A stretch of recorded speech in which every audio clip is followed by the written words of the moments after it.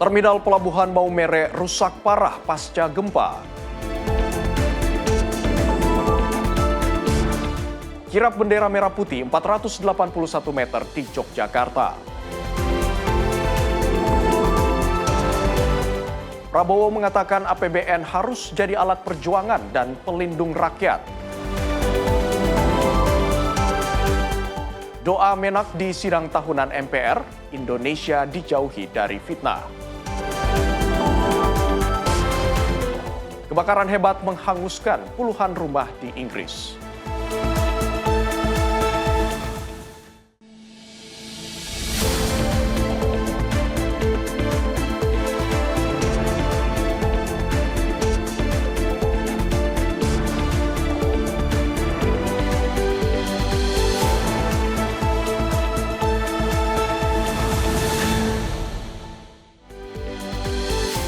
Halo, selamat pagi pemirsa. Senang sekali kami kembali hadir mengisi ruang informasi Anda dalam program Menyapa Indonesia Pagi, edisi spesial dalam rangka hari ulang tahun Kemerdekaan Republik Indonesia ke-81.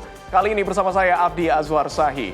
Dan tentunya pemirsa, selain informasi utama tadi, kami juga akan menyajikan berbagai informasi menarik lainnya, termasuk dari semarak kemerdekaan 17 Agustus tahun ini. Dan pemirsa, langsung saja kita awali Menyapa Indonesia Pagi selengkapnya.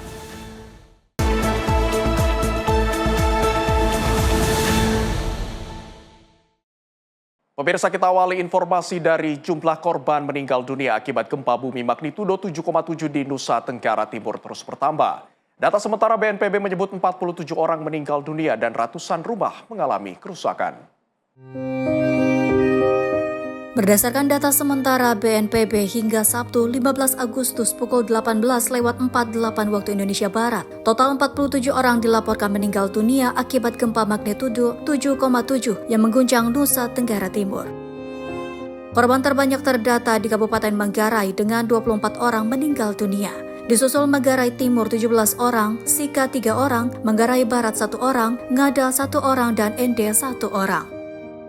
Selain korban meninggal, petugas gabungan juga masih melakukan evakuasi dan memberikan perawatan medis kepada warga yang mengalami luka-luka. Dampak gempa juga terlihat pada ratusan bangunan. Hingga Sabtu sore, BNPB mencatat 157 rumah mengalami rusak berat, 41 rumah rusak sedang, dan 148 rumah rusak ringan. Kerusakan tidak hanya terjadi pada rumah warga, sejumlah fasilitas umum juga terdampak, termasuk 87 fasilitas pendidikan, 18 fasilitas kesehatan, 5 tempat ibadah, dan 6 kantor. Petugas gabungan masih melakukan kaji cepat dan pemutakhiran data di sejumlah wilayah terdampak. Jumlah korban dan kerusakan masih dapat berubah seiring proses evakuasi, pendataan, dan verifikasi di lapangan. Tim redaksi Sinpo TV melaporkan. Sementara itu pemirsa, gempa bumi berkekuatan magnitudo 7,7 mengguncang wilayah Flores, Nusa Tenggara Timur pada Sabtu pagi. Guncangan kuat memicu kepanikan warga, merusak sejumlah infrastruktur, termasuk membuat bagian bangunan di Pelabuhan Maumere runtuh.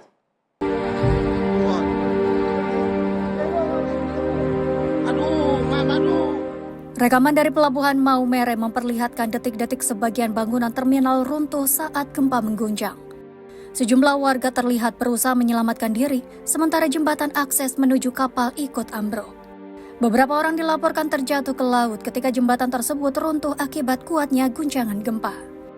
Gempa terjadi pukul 5:58 waktu Indonesia Tengah, dengan pusat gempa berada di lepas pantai Nagekeo pada kedalaman sekitar 15 km. Guncangan gempa dirasakan kuat di sejumlah wilayah Flores. Sejumlah rumah dan infrastruktur dilaporkan mengalami kerusakan, termasuk fasilitas di kawasan pelabuhan. Sementara itu tercatat 5 orang dilaporkan meninggal dunia, namun jumlah korban masih dalam proses verifikasi dan pendataan petugas di lapangan. Gempa tersebut juga memicu peringatan tsunami di sejumlah wilayah pesisir. Warga kemudian bergegas menjauhi pantai dan bergerak menuju tempat yang lebih tinggi untuk menghindari ancaman gelombang tsunami. Peringatan tsunami kemudian dicabut oleh BMKG setelah ancaman langsung dinilai telah berlalu. Meski demikian, gelombang tsunami sempat terdeteksi di sejumlah stasiun pemantauan dengan ketinggian mencapai 0,94 meter.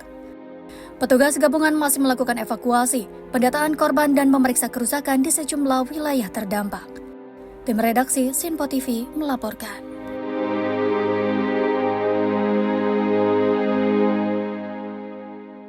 Pemirsa, gempa bumi berkekuatan magnitudo 7,7 mengguncang Pulau Flores, Nusa Tenggara Timur dan menyebabkan kerusakan parah di sejumlah wilayah. Kampus Unika St. Paulus Ruteng menjadi salah satu lokasi yang mengalami kerusakan berat. Sementara itu tercatat 20 orang dilaporkan meninggal dunia. Rekaman memperlihatkan kampus Unika St. Paulus Ruteng di Kabupaten Manggarai telah diguncang gempa. Sejumlah dinding tampak runtuh, sementara bagian bangunan lainnya hancur dan puing-puing beton berserakan di berbagai lokasi. Tim tanggap darurat masih melakukan penilaian terhadap kerusakan, sekaligus mencari korban yang mungkin masih terjebak di bawah reruntuhan. Gempa terjadi pada pukul 4:58 waktu Indonesia Barat, dengan pusat gempa berada di laut, sekitar 38 km timur Laut Bay, Kabupaten Nagekeo pada kedalaman 15 km. Guncangan utama kemudian diikuti puluhan gempa susulan termasuk gempa berkekuatan magnitudo 6,1. Sementara itu tercatat 20 orang meninggal dunia dan 6 orang mengalami luka-luka. 2 orang dilaporkan masih terjebak di bawah reruntuhan di Manggarai. Sejumlah tanah longsor juga terjadi dan menutup ruas jalan sehingga menyulitkan akses tim penyelamat menuju wilayah terdampak. Gempa tersebut sempat memicu peringatan tsunami. Ribuan warga kemudian bergerak menuju tempat yang lebih tinggi untuk menyelamatkan diri. Peringatan tsunami dicabut sekitar 3 jam kemudian setelah ancaman langsung dinyatakan berlalu. Meski demikian, sejumlah tsunami kecil sempat tercatat di sejumlah stasiun pemantauan pesisir. Sekitar 2.000 warga di Nagekeo yang berada dekat dengan pusat gempa mengungsi sebagai langkah pencegahan di tengah aktivitas gempa susulan. Operasi pencarian, evakuasi, dan pendataan kerusakan masih berlangsung di sejumlah wilayah terdampak. Tim redaksi Simpo TV melaporkan.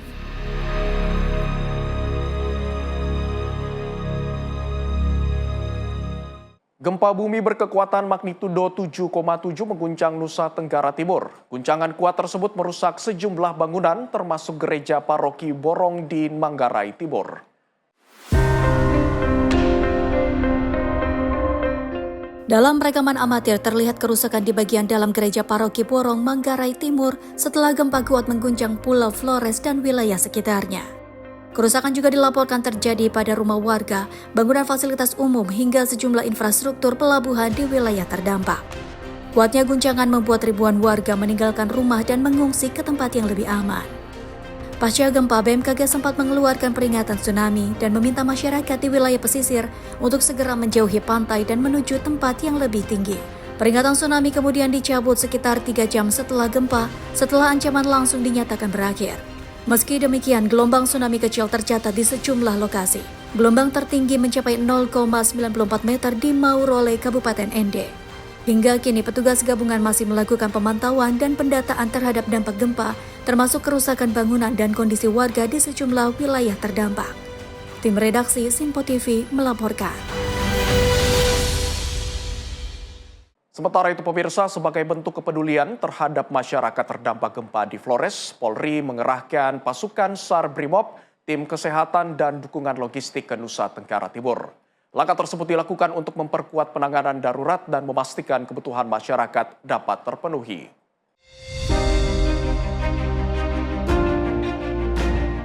Melalui Polda Nusa Tenggara Timur dan jajaran Polres di wilayah terdampak, Polri melakukan evakuasi serta memberikan pertolongan kepada masyarakat yang membutuhkan. Kapolda Nusa Tenggara Timur turut menginstruksikan seluruh jajaran untuk berkoordinasi dengan pemerintah daerah, BPBD, Basarnas, dan TNI guna mempercepat penanganan di lapangan. Sementara itu, Mabes Polri menyiapkan dukungan tambahan berupa pasukan SAR Brimob, tim kesehatan, tim DVI, dan unit K9 untuk membantu proses pencarian dan pertolongan korban. Polri juga menyiapkan posko-posko bantuan di sejumlah titik aman, guna memberikan pelayanan dan dukungan bagi masyarakat terdampak bencana. Untuk mendukung kebutuhan mendesak di lokasi, bantuan logistik berupa tenda, perangkat komunikasi, dan makanan siap saji turut dikirimkan ke wilayah terdampak. Masyarakat diimbau untuk tetap tenang dan tidak menyebarkan informasi yang belum terverifikasi agar tidak menimbulkan kepanikan di tengah proses penanganan darurat. Jihan Nabila, Simpo TV melaporkan. Pemirsa, pasca gempa bumi magnitudo 7,7 yang mengguncang wilayah Nagekeo, Nusa Tenggara Timur, Tentara Nasional Indonesia merespons langsung dengan mengerahkan personel ke lokasi terdampak. Selain membantu evakuasi warga, TNI juga menyiapkan pesawat Hercules dan KRI untuk mendukung operasi kemanusiaan. Gempa bumi berkekuatan magnitudo 7,7 yang mengguncang wilayah Kabupaten Nage Keok, Nusa Tenggara Timur, mendorong berbagai unsur untuk segera melakukan langkah penanganan darurat. Dalam hal ini, personil dari Kodim 1603 Sika, Kodim 1612 Manggarai, Kodim 1602 ND, Yonif Teritorial Pembangunan 834 Wira Mandiri, dan Lanal Maumere dilibatkan untuk memperkuat operasi kemanusiaan. Selain mengerahkan personil, TNI juga menyiapkan berbagai sarana pendukung untuk memperlancar distribusi bantuan dan mobilisasi logistik ke daerah terdampak. Pesawat Hercules dan kapal perang Republik Indonesia atau KRI turut disiapkan untuk mendukung pengiriman bantuan kemanusiaan serta kebutuhan operasi penanganan bencana. Kapuspen TNI Majen TNI Muhammad Nas menyatakan, pengerahan alutsista tersebut merupakan bantuan kesiapsiagaan TNI dalam membantu masyarakat yang terdampak bencana. Hingga kini TNI terus berkoordinasi dengan BNPB, BPBD, Basarnas, Polri, dan pemerintah daerah untuk memastikan penanganan korban dan distribusi bantuan berjalan secara cepat dan terpadu. Lebih lanjut, Kapuspen menyebut personel TNI akan tetap disiagakan di wilayah terdampak guna memberikan bantuan lanjutan sesuai dengan kebutuhan dan perkembangan situasi di lapangan. Jihan Nabila, Sinpo TV, melaporkan.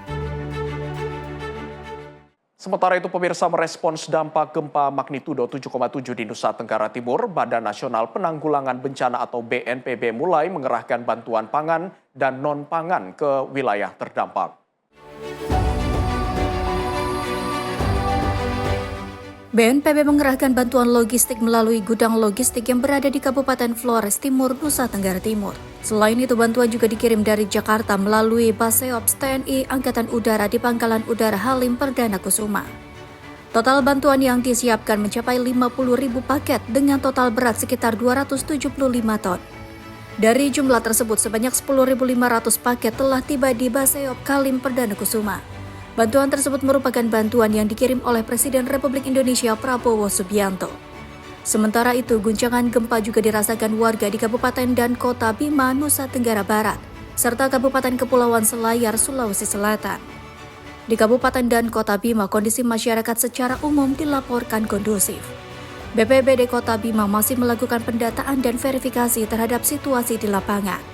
Sementara itu di Kabupaten Kepulauan Selayar, BPBD setempat telah mendirikan pos pengungsian di 3 titik. Ketiga lokasi pengungsian tersebut berada di Kecamatan Pasimaranu, Pasilambena, dan Tagabonerate. BNPB bersama BPBD dan unsur terkait terus melakukan pemantauan, pendataan serta penanganan terhadap dampak gempa di sejumlah wilayah terdampak. Tim redaksi Sinpo TV melaporkan.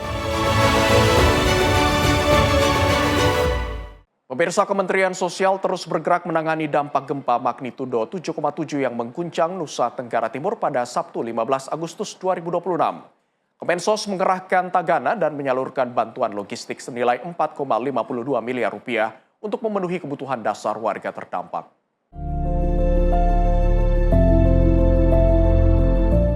Menteri Sosial Saifullah Yusuf atau Gus Ipul menyebut Kementerian Sosial telah mengerahkan Taruna Siaga Bencana atau Tagana untuk membantu penanganan gempa di Nusa Tenggara Timur. Tagana diterjunkan untuk membantu evakuasi, melakukan asesmen, mendirikan tenda darurat, hingga memastikan kebutuhan dasar warga terdampak terpenuhi. Hingga Sabtu sore, sekitar 2.000 jiwa terdampak gempa. Data sementara mencatat 38 orang meninggal dunia, 6 orang luka-luka, dan 2 orang masih dilaporkan tertimbun. Pendataan dan verifikasi korban masih terus dilakukan untuk memastikan data terkini di lapangan. Kemensos juga menggerakkan bantuan logistik senilai 4,52 miliar rupiah dari Sentra Evata Kupang, Gudang Dinas Sosial Provinsi NTT, serta Gudang Pusat Bekasi. Bantuan tersebut meliputi 8.000 paket makanan siap saji, makanan anak, tenda darurat, kasur, family kit, sandang, hingga dukungan dapur umum lapangan. Gus Ipul menegaskan keselamatan warga menjadi prioritas utama dalam penanganan bencana. Pemerintah memastikan korban segera tertangani, para pengungsi mendapat perlindungan dan kebutuhan dasar masyarakat terdampak dapat terpenuhi. Hingga kini BNPB, Tim SAR, BPBD, TNI, Polri, relawan, serta masyarakat setempat terus berkoordinasi dan bergerak melakukan evakuasi, serta memberikan layanan dasar bagi warga terdampak gempa. Tim redaksi Sinpo TV melaporkan.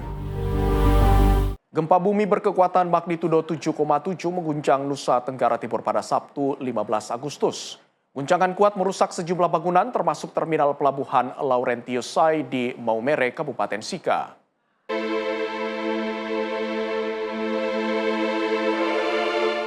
Rekaman memperlihatkan kondisi ruang tunggu penumpang di terminal pelabuhan Laurentius Sai Maumere yang mengalami kerusakan parah akibat guncangan gempa. Sejumlah dinding dan bagian bangunan terlihat ambruk. Tim SAR gabungan dan petugas medis kemudian diterjunkan ke lokasi untuk melakukan evakuasi dan penanganan korban.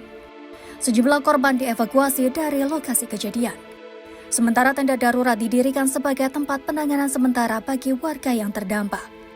Berdasarkan data dari BNPB, tercatat 38 orang meninggal dunia akibat gempa di sejumlah wilayah terdampak.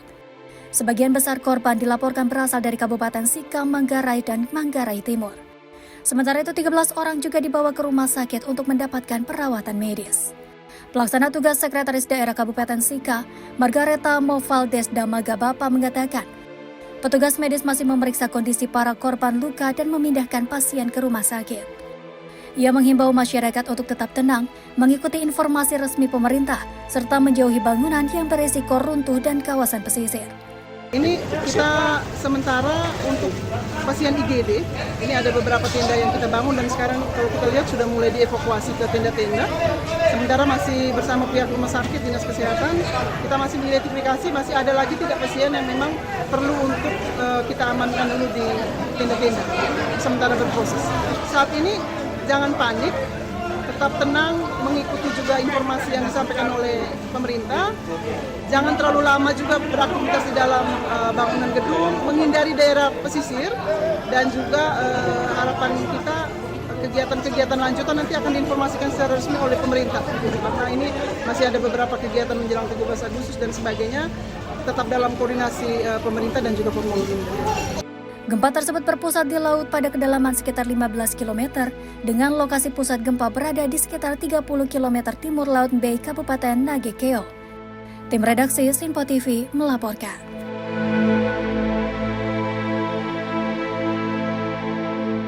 Pemirsa, usai jeda kami akan menghadirkan informasi terkait kirap bendera merah putih 481 meter di Yogyakarta. Jangan kemana-mana, tetaplah bersama kami di Menyapa Indonesia Pagi.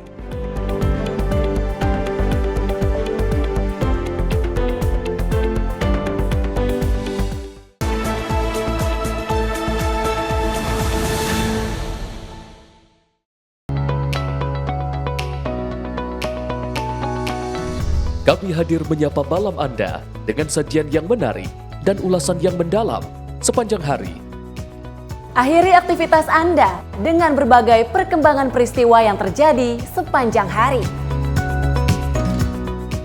Disajikan secara lugas dan berkualitas sebagai refleksi perjalanan hari Anda.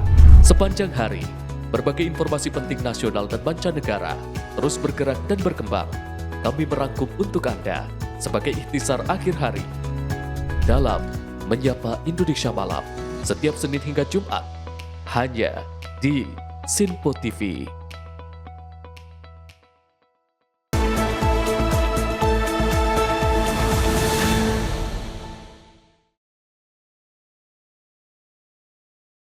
Terima kasih pemirsa, Anda masih bersama kami dalam Menyapa Indonesia Pagi. Pemirsa, semarak perayaan Hari Ulang Tahun Kemerdekaan Republik Indonesia ke-81, warga di Kabupaten Lampung Timur, Lampung berkreasi dengan membuat bendera merah putih sepanjang 210 meter. Bendera yang dibentangkan menjadi lorong di jalan desa tersebut dibuat warga dengan uang hasil tabungan gotong royong yang dikumpulkan selama 10 bulan.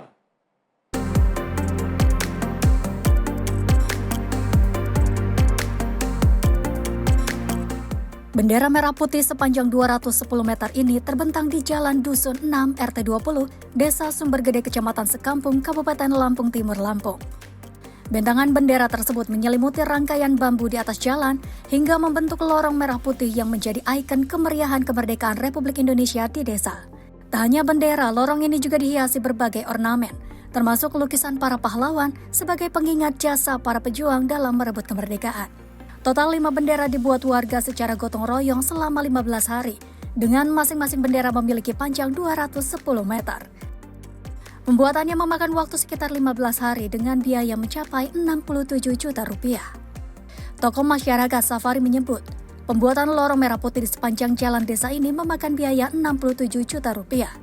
Dana tersebut berasal dari hasil tabungan gotong royong masyarakat yang dikumpulkan selama sekitar 10 bulan.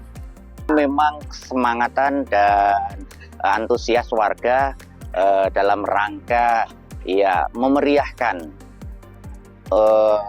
kemerdekaan Republik Indonesia, tepatnya di tahun ini, di tahun 2026 ini, di ulang tahun yang ke-81.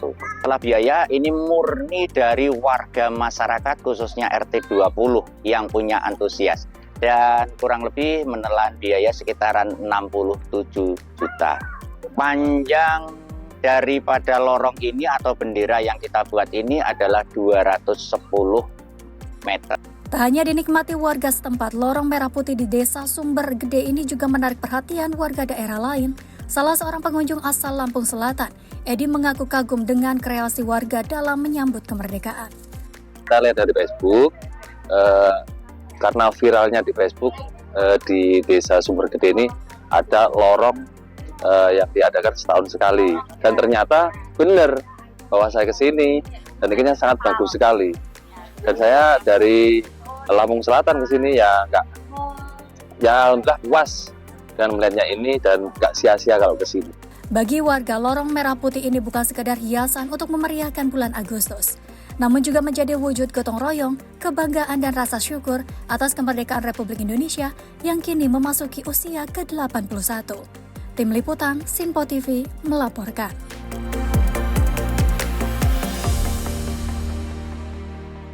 Sementara itu pemirsa, dalam merayakan peringatan Hari Kemerdekaan Republik Indonesia ke-81, ratusan personel TNI, Polri, dan masyarakat menggelar kirap bendera merah putih raksasa di Yogyakarta.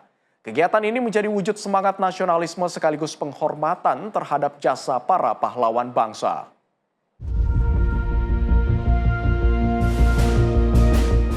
Bendera merah putih sepanjang 481 meter terlihat diusung bersama-sama masyarakat melintasi jalanan kota Yogyakarta.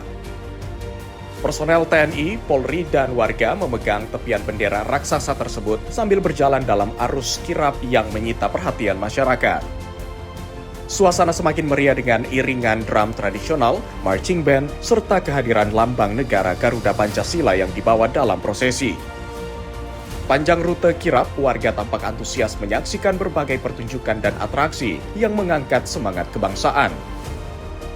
Kegiatan ini menjadi bagian dari rangkaian perayaan Hari Kemerdekaan yang digelar di berbagai daerah di Indonesia.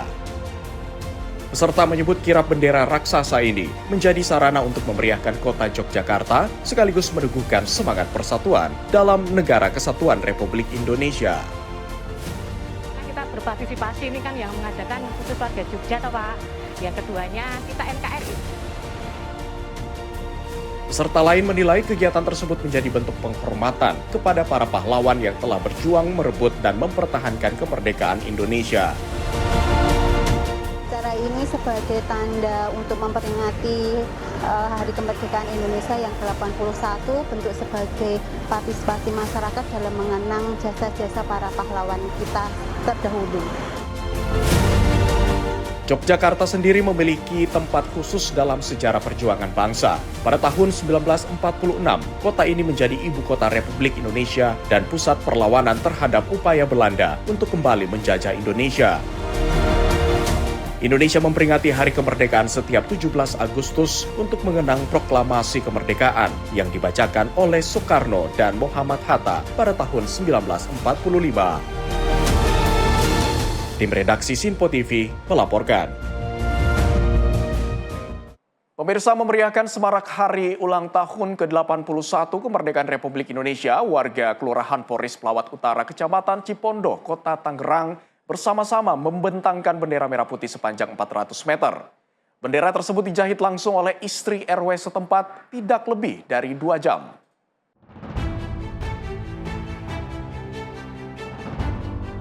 Hamparan warna merah dan putih terlihat memanjang di sepanjang jalan Kelurahan Poris, Lawat Utara, Kecamatan Cipondo, Kota Tangerang, Banten. Bendera merah putih sepanjang 400 meter telah terpasang rapi menjadi pusat perhatian warga dan pengguna jalan yang melintas. Bendera raksasa ini dipasang secara gotong royong oleh warga RW 06 sebagai bagian dari semarak peringatan hari ulang tahun ke-81 kemerdekaan Republik Indonesia. Tak hanya itu, bendera tersebut juga dijahit langsung oleh istri RW setempat dengan waktu tidak lebih dari 2 jam. Selain memperindah lingkungan, pemasangan bendera juga menjadi peringatan akan pentingnya menjaga persatuan dan menghargai perjuangan para pahlawan. Atas dasar itu ya saya buat bendera sekurang sepanjang 400 meter. Inspirasi saya ya saya mengajak ke seluruh warga dan terutama ke anak-anak muda, Karang Taruna dan anak-anak sekolah bahwa di tahun ini dalam keadaan tidak baik-baik aja kondisinya maupun secara politik maupun secara ekonomi, tetapi kita jangan sampai terpuruk, tetap kita harus semangat untuk mengibarkan bendera merah putih. Maknanya bahwa saya dan seluruh warga dan pengurus RT telah memasang bendera merah putih, yaitu jangan sampai dari hasil pengerjaan ini jangan sampai sia-sia. Dan harapannya ke depan bahwa Indonesia harus lebih baik lagi daripada yang sekarang. Pemasangan bendera alhamdulillah ini kerja bakti dari seluruh warga dan terutama pengurus RT dan pengurus RW yang alhamdulillah mensupport dan membantu pengerjaan ini kurang lebih 7 hari ya. Untuk bendera yaitu pemasangan mulai dari penjahitan itu 2 jam. Itu dijahit oleh istri saya sendiri, yaitu Meldi. Alhamdulillah dijahit sama beliau yaitu kurang lebih 2 jam. Dan nanti saya pasang. Sementara itu, Camat Cipondo mengapresiasi inisiatif warga yang mampu menghadirkan nuansa kemerdekaan melalui pemasangan bendera sepanjang 400 meter. Menurutnya, semangat gotong royong seperti ini menjadi contoh positif bagi lingkungan lain untuk ikut menyemarakan peringatan Hari Kemerdekaan. Sangat-sangat apresiasi dengan Pak RW 06 Kelurahan Poris Lawat Utara Kecamatan Cipondo Kota Tangerang ini. Yang kedua, mengucapkan sangat terima kasih dan ini membangkitkan semangat tadi disampaikan oleh Pak RW bahwa inspirasi ini, inovasi ini untuk anak-anak muda dari Karang Taruna dan lain-lain agar ke depan mungkin akan lebih baik lagi dari hari ini. Ya. Yang kedua, ini semangat NKRI yang dikembangkan oleh Pak RW 06 ini. Karena tadi sudah saya sampaikan dengan kondisi kita saat ini seperti apa. Yang jelas ini satu inovasi yang membangkitkan semangat NKRI terhadap anak-anak muda kita. Itu sudah ada di benak saya, insya Allah nanti di Agustusan, ya salah satunya mungkin nanti kita akan undang Pak RW-nya ke kegiatan 17 Agustus yang ada di Kecamatan Cipondo.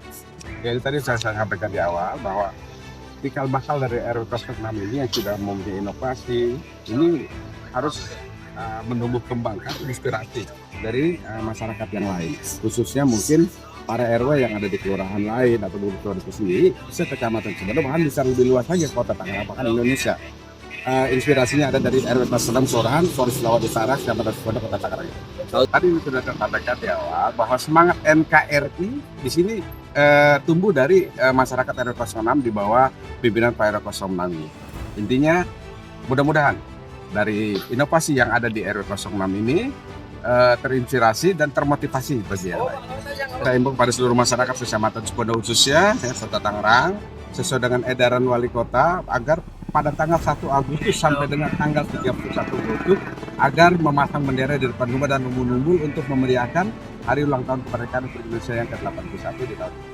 Keberadaan bendera merah putih sepanjang 400 meter ini diharapkan tidak hanya menjadi ikon semarak kemerdekaan di Poris Lawat Utara, namun juga menumbuhkan rasa cinta tanah air, mempererat kebersamaan, serta menjadi pengingat akan perjuangan para pahlawan dalam merebut kemerdekaan Republik Indonesia. Pemerintah pun menghimbau masyarakat untuk mengibarkan bendera merah putih selama bulan Agustus sebagai wujud penghormatan terhadap Hari Kemerdekaan Republik Indonesia. Dari Tangerang, Simpo TV melaporkan.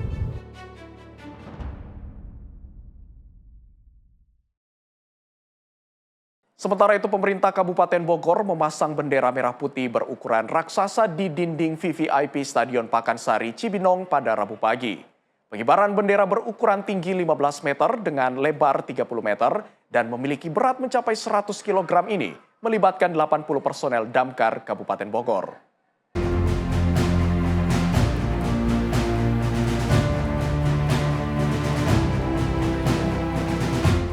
Suasana peringatan Hari Kemerdekaan Republik Indonesia ke-81 mulai terasa di Kabupaten Bogor.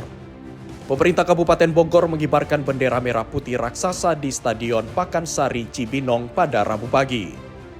Bendera merah putih berukuran jumbo tersebut memiliki berat sekitar 100 kg dengan tinggi 15 meter dan lebar mencapai 30 meter. Proses pengibaran bendera merah putih raksasa di Stadion Pakansari melibatkan sekitar 80 personel Dinas Pemadam Kebakaran dan Penyelamatan atau Disdamkarmat Kabupaten Bogor melalui upacara khusus. Bupati Bogor Rudi Susmanto menyampaikan apresiasi kepada jajaran Disdamkarmat yang turut memeriahkan momentum kemerdekaan melalui pengibaran bendera berukuran besar tersebut. Menurut Rudi, makna pengibaran bendera tersebut bukan semata-mata terletak pada ukurannya, namun justru menjadi pengingat bahwa dahulu kala mengibarkan bendera merah putih pada masa perjuangan bukanlah perkara mudah. Para pejuang harus mempertaruhkan tenaga, air mata, darah, bahkan nyawa agar Indonesia dapat merdeka dan bendera merah putih bisa berkibar bebas seperti saat ini. Ia juga mengajak masyarakat menjadikan peringatan HUT RI sebagai momentum untuk terus menumbuhkan kecintaan terhadap Indonesia, salah satunya dengan mengibarkan merah putih di berbagai tempat. Kami mengucapkan terima kasih kepada Dinas Pemadam dan Kebakaran yang memperingati merayakan Hari Kemerdekaan Republik Indonesia ke-81 dengan melakukan upacara pengibaran bendera raksasa. Tapi bicara pengibaran bendera raksasa hari ini, kita bicaranya bukan hanya seberapa besar ukuran benderanya, tapi momentum kita mengisi kemerdekaan Republik Indonesia bersama-sama di tahun 2026. Kita memaknainya adalah hari ini kapanpun, jam berapapun, masyarakat Indonesia tentu cinta kepada bangsa Indonesia. Jam berapapun, hari apapun kita bisa memasang bendera merah putih. Tapi kalau kita berpikir dulu sebelum tahun 1945 mengibarkan bendera merah putih harus bertaruh nyawa. Bahwa bendera bangsa kita bisa berkibar hari ini diperjuangkan dengan keringat, dengan darah, dengan air mata, bahkan dengan nyawa para pejuang-pejuang kita. Hari ini kita memaknai kemerdekaan bangsa kita. Jangan lihat yang lain. Lihatlah bahwa perjuangan Soekarno, perjuangan Bung Hatta, perjuangan Panglima Besar Sudirman, perjuangan Diponegoro, bahwa sehebat apapun diri kita hari ini mengisi dan memaknai kemerdekaan, jasa kita tidak ada apa-apanya dibandingkan para pahlawan-pahlawan, para pejuang kita.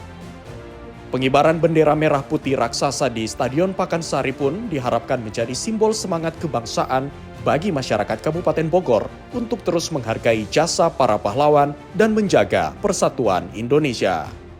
Tim redaksi Sinpo TV melaporkan.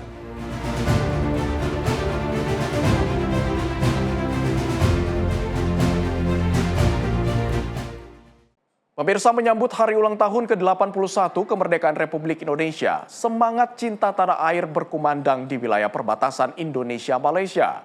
Ribuan bendera merah putih dikibarkan dan bendera raksasa berhasil dibentangkan di tebing Tugu Garuda Jagoi Babang, Kabupaten Bengkayang, Kalimantan Barat.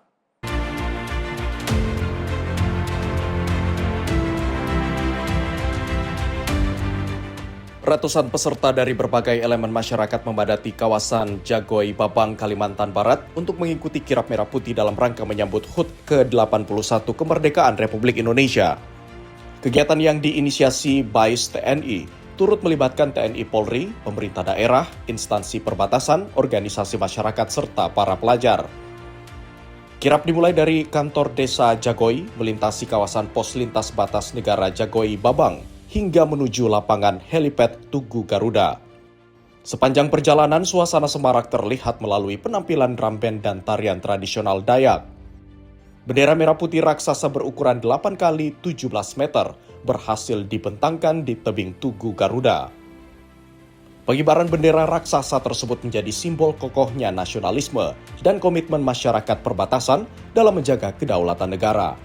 Selain itu, 3.000 bendera merah putih dipasang di sepanjang jalan protokol Jagoi Babang, menjadikan kawasan perbatasan dipenuhi nuansa merah putih menjelang peringatan Hari Kemerdekaan.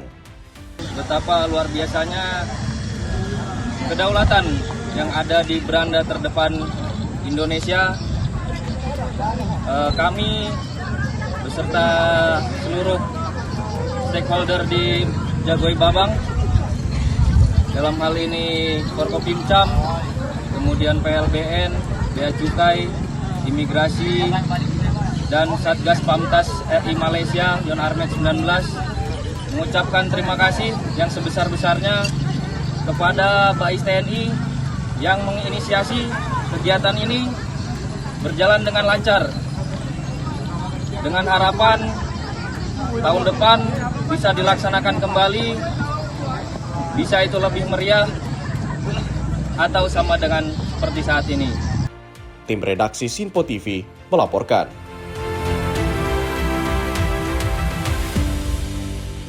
Sementara itu, menjelang peringatan Hari Kemerdekaan Republik Indonesia ke-81, Ibu Kota Nusantara atau IKN di Kalimantan Timur diramaikan karnaval budaya yang menampilkan kekayaan tradisi dari berbagai daerah di Indonesia.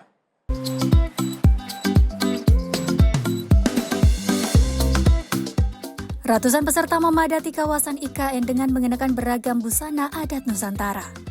Mulai dari pakaian tradisional suku Dayak hingga berbagai atraksi seni dan budaya ditampilkan dalam karnaval yang menarik perhatian masyarakat. Peserta karnaval berjalan mengelilingi kawasan acara sambil menampilkan tarian dan musik daerah yang mencerminkan keberagaman budaya Indonesia. Karnaval ini diikuti 30 kelompok komunitas dari berbagai wilayah di Kalimantan. Mereka menampilkan busana dan atraksi budaya dari berbagai suku di Indonesia, termasuk kesenian reok Ponorogo yang menjadi salah satu daya tarik utama.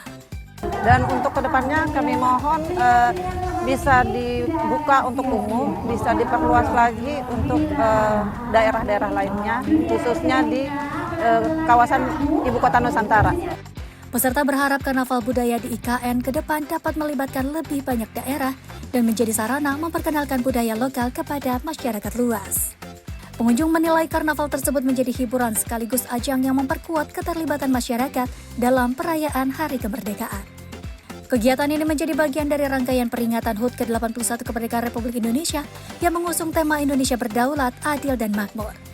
Otorita Ibu Kota Nusantara juga menyiapkan berbagai kegiatan lain untuk memeriahkan perayaan Hari Kemerdekaan di kawasan calon Ibu Kota Negara tersebut. Tim redaksi Sinpo TV melaporkan.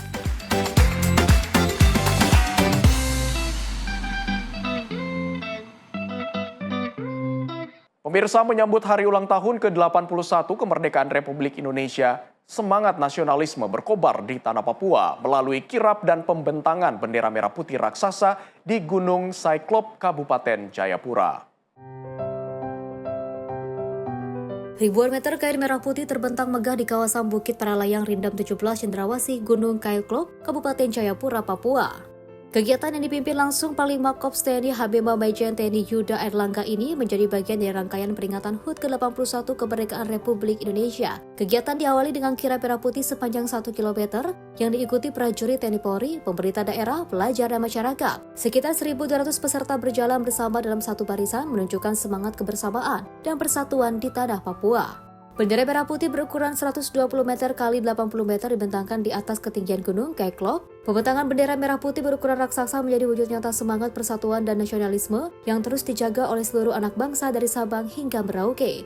Iringan lagu Indonesia Raya menambah kehikmatan acara saat ratusan peserta memberikan penghormatan kepada lambang kebanggaan bangsa Indonesia. Makna dari pembentangan bendera merah putih ini yang pertama adalah kita mensyukuri nikmat Tuhan Yang Maha Kuasa, yaitu untuk memperingati Hari Ulang Tahun Proklamasi ke-81 Republik Indonesia. Merupakan suatu wujud kesungguhan, kebersamaan masyarakat bersama TNI, Polri, Basarnas, Pemda, dan seluruh stakeholder lainnya, termasuk di sini ada Ondoapi, untuk memperingati kemerdekaan Republik Indonesia dengan secara sungguh-sungguh membentangkan bendera ukuran 120 meter kali 80 meter, di mana saat ini tepat pukul 10.00 WIT sesuai dengan perintah Presiden Republik Indonesia untuk mengumandangkan dan mengibarkan bendera Indonesia. Melalui kegiatan ini, Korps TNI HBMA berharap semangat persatuan, nasionalisme, dan juga cinta tanah air dapat terus tumbuh di kalangan generasi muda maupun masyarakat Papua. Syahada Bila, Simpo TV, melaporkan.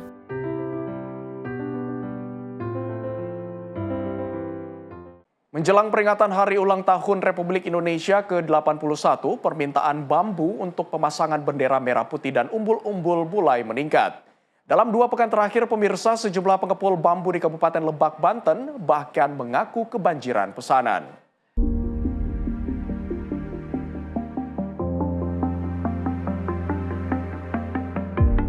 Suasana di salah satu lokasi pengepul bambu di Kampung Selahaur, Kelurahan Cijoro, Lebak, Kecamatan Rangkas Bitung, Banten tampak sibuk. Ribuan batang bambu berbagai jenis tersusun rapi di area lapangan. Sejumlah pekerja terlihat cekatan mengecat bambu dengan warna merah putih yang akan digunakan sebagai tiang bendera guna memenuhi kebutuhan perayaan HUT RI di sejumlah wilayah. Bambu yang diperdagangkan terdiri atas beberapa jenis seperti bambu apus, haur, betung, dan juga bambu hitam. Dari seluruh jenis tersebut, bambu apus menjadi yang paling diminati karena struktur nikatnya lentur dan bermanfaat luas. Surdana, salah satu pengepul, mengatakan permintaan mulai meningkat sejak awal Agustus. Meski demikian, volume penjualan saat ini dinilai masih sedikit lebih rendah dibandingkan dengan periode tahun lalu. Nah Pak, kalau di sini Bapak jualan bambu jenis apa aja nih Pak? Jenis Steger, kaso, yang kebanyakan bendera. Soalnya menjelang Agustus ya, bendera yang dibanyakin. Nah kalau sehari itu Bapak bisa nyampe berapa penjualan untuk jenis bendera, bambu bendera ini Pak? Bambu bendera itu sehari 300 batang itu sehari. Satu ke Ona, kedua ke Cigaraksa, ketiga ke belakang Polres. Harganya mulai dari berapa sampai berapa Pak? Kalau yang ngecer 10.000, kalau pengiring kita 7.000, 6.000 gitu. Harga bambu untuk tiang bendera sendiri dijual eceran sekitar Rp10.000 per batang. Sementara untuk pembelian dalam jumlah besar berkisar dari Rp6.000 hingga Rp7.000 per batang. Dari Lebak, Banten, jurnalis Simpo TV melaporkan.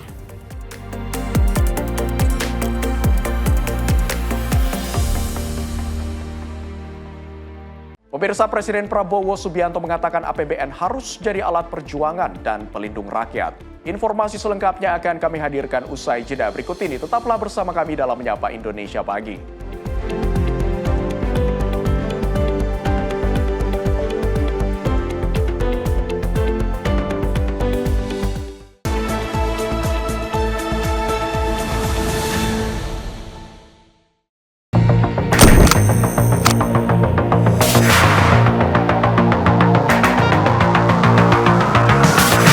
Setiap hari, beragam peristiwa tersaji tak pernah lepas dari sorotan kami.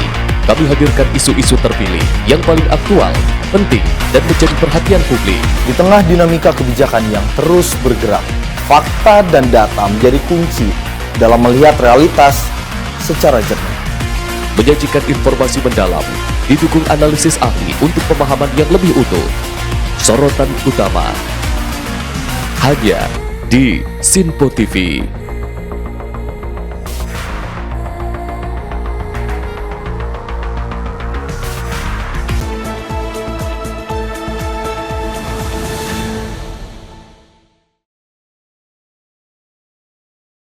Terima kasih pemirsa, Anda masih bersama kami dalam Menyapa Indonesia Pagi. Kita lanjutkan informasi dari Wakil Ketua DPR Dasko mengapresiasi pidato Presiden Prabowo yang memfokuskan 8 program kerja prioritas nasional atau PKPN. Ke-8 program tersebut mencakup kedaulatan pangan, kemandirian energi dan air, pendidikan, hingga penguatan ekonomi kerakyatan dan desa.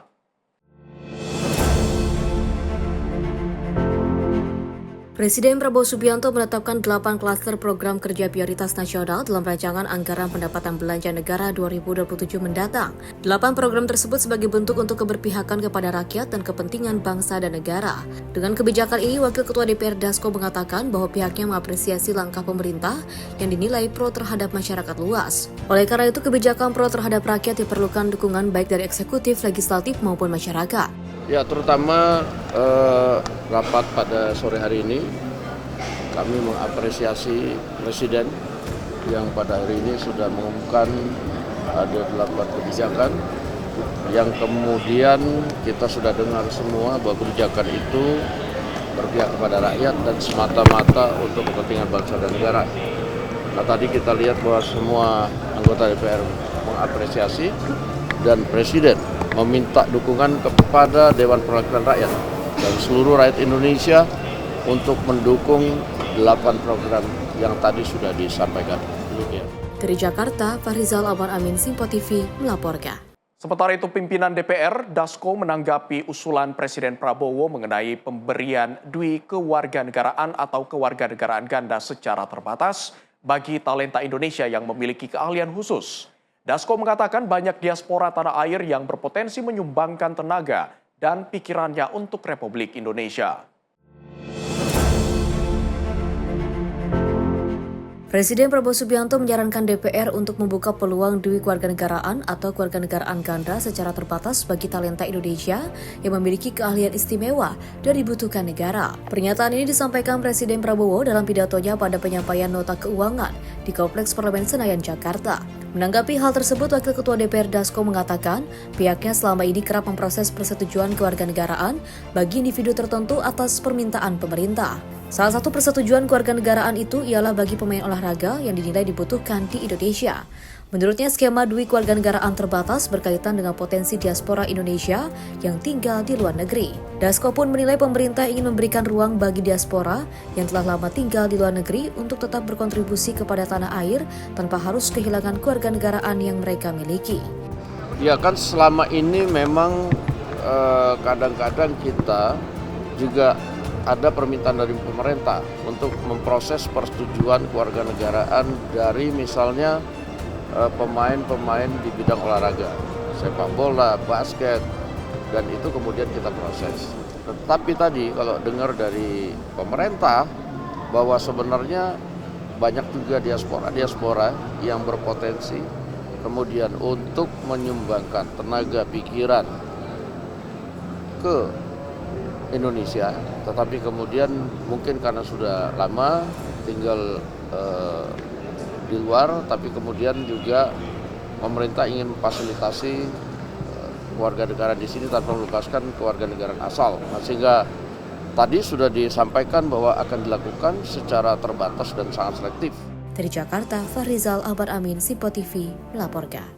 Pemirsa, Ketua DPR RI Puan Maharani menghadiri agenda sidang tahunan MPR dan sidang bersama DPR DPD 2026 mengenakan kebaya brokat berwarna hijau olive. Penampilannya dilengkapi dengan selendang berwarna hijau tua dan kain bernuansa senada. Ketua DPR RI Puan Maharani menghadiri agenda sidang tahunan MPR dan sidang bersama DPR DPD 2026 mengenakan kebaya brokat berwarna hijau olive. Dalam keterangan resmi di Jakarta, Jumat 14 Agustus 2026, Puan memilih memakai kebaya brokat itu karena terinspirasi dari kebaya Sunda berwarna hijau olive dengan detail ribbon aplik. Penampilannya dilengkapi dengan selendang berwarna hijau tua dan kain bernuansa senada. Sidang tahunan MPR RI dan sidang bersama DPR DPD RI 2026 dihadiri Presiden Prabowo Subianto, Wakil Presiden Gibran Rakabuming Raka, beserta jajaran Kabinet Merah Putih dan tamu kenegaraan.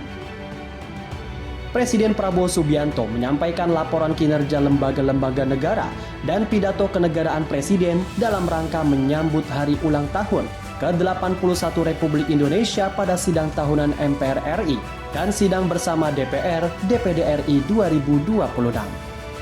Sebelum acara dimulai, Puan berfoto bersama dengan Presiden Prabowo, Wakil Presiden Gibran, Ketua MPR RI Ahmad Muzani, Wakil Ketua DPR Dasko, Saan Mustafa, Cucun Ahmad Syamsur Rijal, dan Sari Yuliati. Tim redaksi Sinpo TV melaporkan. Pemirsa, Presiden Prabowo Subianto menganggap anggaran pendapatan dan belanja negara atau APBN merupakan alat perjuangan bagi pemerintah untuk memakmurkan rakyat. Ia menuturkan alat perjuangan untuk memakmurkan rakyat tersebut harus terus berjalan meski kemerdekaan sudah diraih. Saya menyampaikan penghargaan kepada pimpinan dan seluruh anggota DPR RI atas kerjasama, pengawasan, dan dukungannya dalam penyusunan serta pelaksanaan APBN. Presiden Prabowo Subianto menegaskan bahwa anggaran pendapatan dan belanja negara atau APBN bukan sekedar dokumen keuangan negara. Menurut Presiden, APBN merupakan instrumen untuk melindungi rakyat, memperkuat bangsa, dan mewujudkan cita-cita kemerdekaan. Prabowo mengatakan, perjuangan para pahlawan pada masa lalu bertujuan membentuk Indonesia sebagai negara yang merdeka. Kini, tugas generasi saat ini memastikan negara mampu memberikan kehidupan yang lebih baik bagi masyarakat. Karena kehadiran negara harus dapat dirasakan masyarakat dalam berbagai aktivitas ekonomi dan kehidupan sehari-hari. Saya menyampaikan penghargaan kepada pimpinan dan seluruh anggota DPR RI atas kerjasama, pengawasan, dan dukungannya dalam penyusunan serta pelaksanaan APBN. APBN bukan sekedar dokumen keuangan negara. APBN adalah alat perjuangan kita. APBN adalah instrumen untuk melindungi rakyat. Alat untuk memperkuat bangsa. Alat untuk mewujudkan cita-cita kemerdekaan dalam mencapai kehidupan yang lebih baik.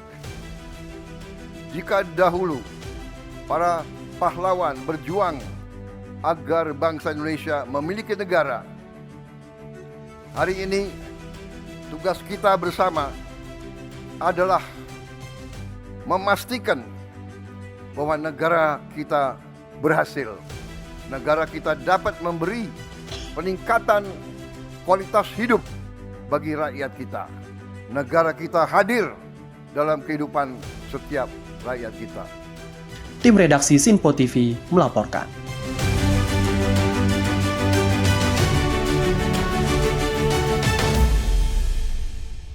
Sementara itu, Presiden Prabowo menyampaikan 4 pedoman dalam memimpin Indonesia. Pedoman tersebut mencakup konstitusi, kepentingan nasional, rakyat, dan generasi mendatang. Presiden Prabowo Subianto menyampaikan 4 hal yang disebut menjadi pedoman dalam menjalankan tugasnya sebagai presiden. Pernyataan tersebut disampaikan dalam pidato kenegaraan di hadapan MPR RI serta sidang bersama DPR RI, DPD RI, Jumat 14 Agustus 2026. Presiden Prabowo menyampaikan pedoman pertama adalah menjalankan ketentuan Undang-Undang 1945, sedangkan pedoman kedua berkaitan dengan menjaga kepentingan nasional dan mengelola kekayaan negara untuk kepentingan masyarakat. Ia menyebut kedua hal tersebut menjadi bagian dari arah pemerintahannya. Sementara itu, pedoman ketiga adalah upaya mengatasi berbagai kesulitan yang dihadapi masyarakat dalam waktu sesingkat-singkatnya. Adapun pedoman keempat menekankan pertimbangan terhadap kepentingan generasi mendatang dalam setiap kebijakan pemerintah. Pertama, kami bekerja untuk menjaga dan melaksanakan perintah-perintah Undang-Undang Dasar Negara Republik Indonesia tahun 1945. Hal ini termasuk menjaga dan mengelola dengan sebaik-baiknya kekayaan bangsa Indonesia agar dapat sepenuhnya dimanfaatkan untuk kemakmuran seluruh rakyat Indonesia. Kami bekerja untuk mengatasi kesulitan rakyat dalam waktu yang sesingkat-singkatnya. Kami selalu berorientasi kepada kepentingan rakyat dan kepentingan anak-anak mereka dan cucu-cucu mereka. Tim redaksi Sinpo TV melaporkan. Presiden Prabowo Subianto menargetkan pertumbuhan ekonomi sebesar 6% pada akhir 2026, di mana target tersebut muncul setelah Prabowo menyebut pertumbuhan ekonomi tertinggi pada kuartal dan semester pertama. Ini adalah pertumbuhan kuartal pertama dan pertumbuhan semester pertama tertinggi dalam 13 tahun terakhir ini. Presiden Republik Indonesia Prabowo Subianto menargetkan ekonomi Indonesia pada akhir 2026 dapat tumbuh hingga 6%. Hal ini didukung oleh beberapa pencapaian pada semester pertama 2026. Namun Prabowo menegaskan pertumbuhan ekonomi dan investasi bukan menjadi tujuan akhir, melainkan kesejahteraan rakyat menjadi tujuan utama. Prabowo menilai pertumbuhan ekonomi yang tinggi namun tidak dirasakan oleh sebagian besar masyarakat, terutama kalangan masyarakat menengah ke bawah, sama saja tidak bermanfaat. Oleh karena itu, Prabowo tidak ingin ada masyarakat yang terlantar dan tidak sejahtera karena tidak merasakan dampak dari pertumbuhan ekonomi yang tinggi. Ekonomi kita pada kuartal pertama tahun 2026 tumbuh 5,61%. Dan pada semester pertama tahun 2026 tumbuh 5,45%. Ini adalah pertumbuhan kuartal pertama dan pertumbuhan semester pertama tertinggi dalam 13 tahun terakhir ini. Dengan kebijakan-kebijakan yang tepat, yang rasional, yang menggunakan akal sehat, saya yakin pertumbuhan ekonomi kita di akhir tahun ini bisa mencapai angka 6%. Tetapi saya tegaskan di hadapan majelis ini, bagi saya pertumbuhan dan investasi bukan tujuan akhir. Tujuan kita adalah kesejahteraan rakyat kita. Pertumbuhan tinggi tidak bisa dinikmati oleh rakyat kita. Kebanyakan tidak bermanfaat bagi kita. Tim redaksi Sinpo TV melaporkan. Pemirsa, Presiden Prabowo Subianto mengatakan pemerintah akan memperbaiki puskesmas di Indonesia. Bagi Prabowo, puskesmas harus menjadi benteng pertama yang menjaga kesehatan bangsa.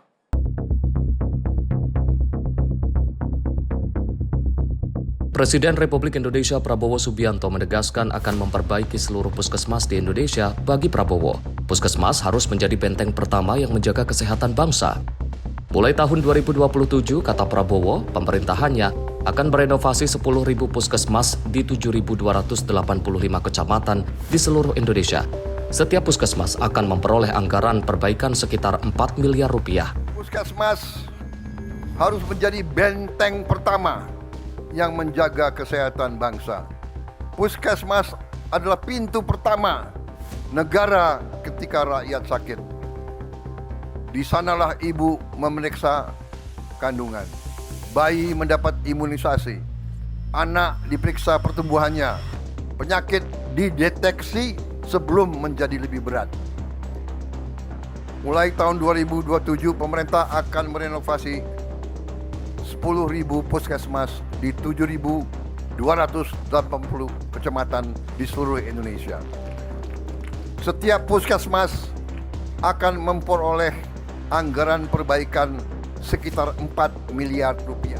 Prabowo menyebut puskesmas merupakan tempat ibu memeriksa kandungan, bayi menerima imunisasi, serta anak diperiksa pertumbuhannya.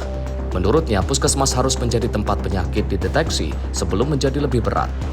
Selain renovasi puskesmas, pemerintah juga akan membangun atau merenovasi 514 laboratorium kesehatan masyarakat. Fasilitas tersebut akan tersebar di 514 kabupaten dan kota di Indonesia. Prabowo menargetkan seluruh program renovasi puskesmas dan labkesmas tersebut dapat diselesaikan paling lambat pada 2030. Menurutnya, pembangunan fasilitas kesehatan harus membuat masyarakat lebih mudah memperoleh pelayanan dasar. Rakyat tidak seharusnya menghabiskan waktu berjam-jam hanya untuk mendapatkan layanan kesehatan. Tim redaksi Sinpo TV melaporkan.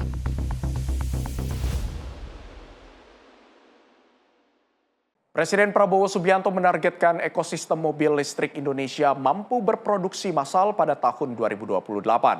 Langkah tersebut diharapkan menjadi bagian dari upaya mengurangi ketergantungan terhadap impor BBM. Pengembangan industri mobil listrik nasional terus didorong pemerintah untuk mengurangi ketergantungan terhadap impor BBM. Presiden Prabowo Subianto menargetkan ekosistem mobil listrik Indonesia mulai memproduksi kendaraan secara massal paling lambat pada 2028. Presiden Prabowo mengatakan penggunaan kendaraan listrik secara masif dapat menekan kebutuhan impor BBM sekaligus memperkuat kemandirian energi Indonesia. Pemerintah juga menjalankan program B50 untuk mengurangi impor solar dan menyiapkan transisi dari LPG ke CNG. Kita lagi bangun ya. Mobil listrik Indonesia yang kita berharap paling lambat tahun 2028 sudah produksi besar-besaran. Dengan sebanyak mungkin alat-alat kita menggunakan listrik sebagai energi utama, kita akan lebih aman. Kita akan lebih sejahtera. Kita mengirim uang US dollar untuk BBM kita melebihi kadang-kadang 30 miliar US dollar. Antara 28 sampai 30 miliar dolar, benar. Kita bertekad ini kita kurangi. Dengan solar sekarang B50 kita sudah mengurangi, bahkan harusnya kita tidak import lagi diesel dari luar. Dan kita juga akan membangun listrik dari tenaga surya sebesar 100 gigawatt. Dan ini harus kita laksanakan dalam 4 tahun. Selain kendaraan listrik, pemerintah berencana untuk mempercepat pembangunan energi terbarukan. Kepala negara menargetkan pembangunan pembangkit listrik tenaga surya dengan kapasitas total 100 gigawatt dalam 4 tahun. Tim redaksi Simpo TV melaporkan.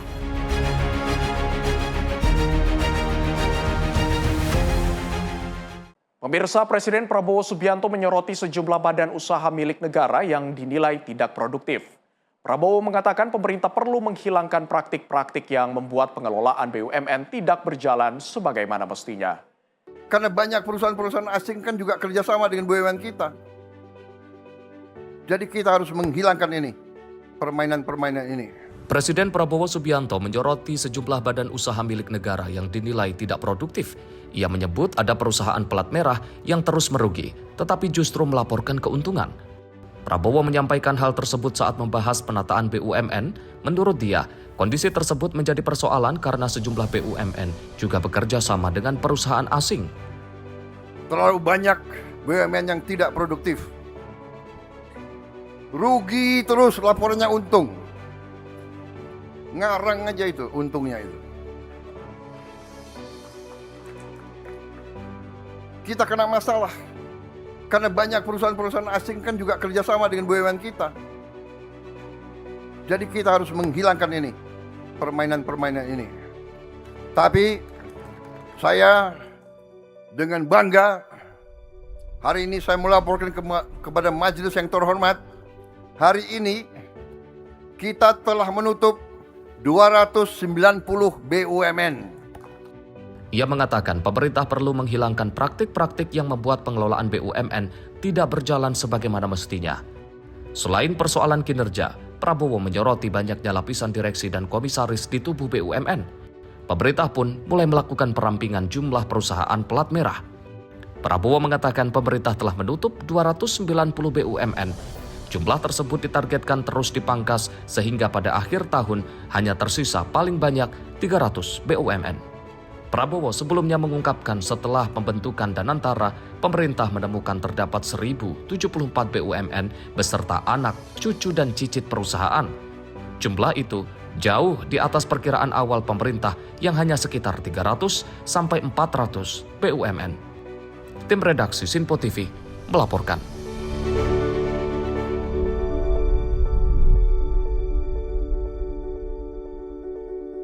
Pemirsa, doa menak di sidang tahunan MPR Indonesia dijauhi dari fitnah. Informasi selengkapnya kami hadirkan usai jeda berikut ini. Tetaplah bersama kami di Simpo TV.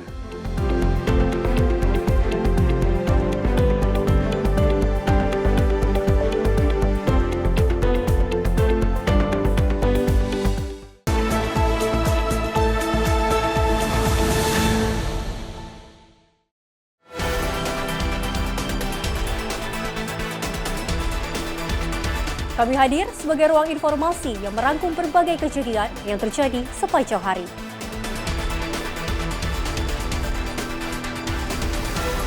Sempurnakan penutup hari Anda dengan berita-berita terpilih, ulasannya aktual dan mendalam.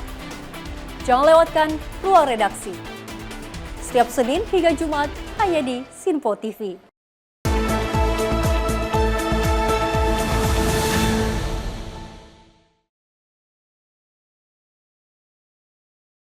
Terima kasih pemirsa, Anda masih bersama kami dalam Menyapa Indonesia Pagi edisi spesial HUT Kemerdekaan Republik Indonesia ke-81.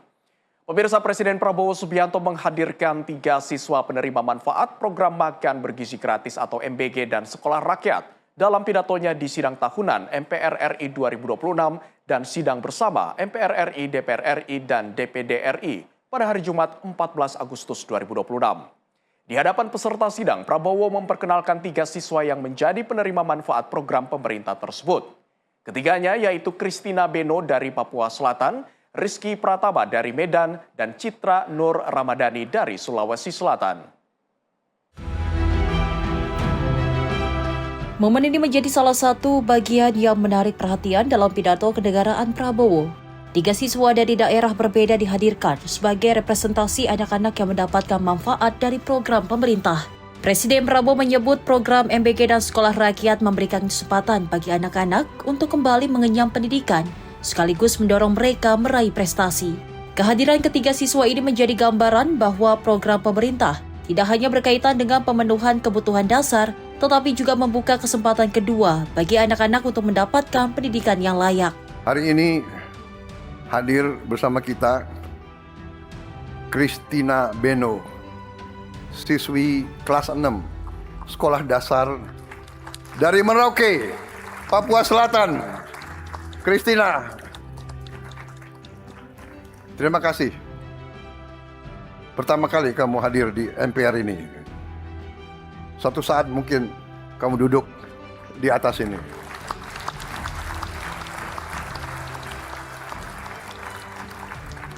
Sekarang sudah ada Menteri ESDM dari Papua. Kita tidak tahu suatu saat anak Papua akan memimpin negeri ini. Kita tidak tahu.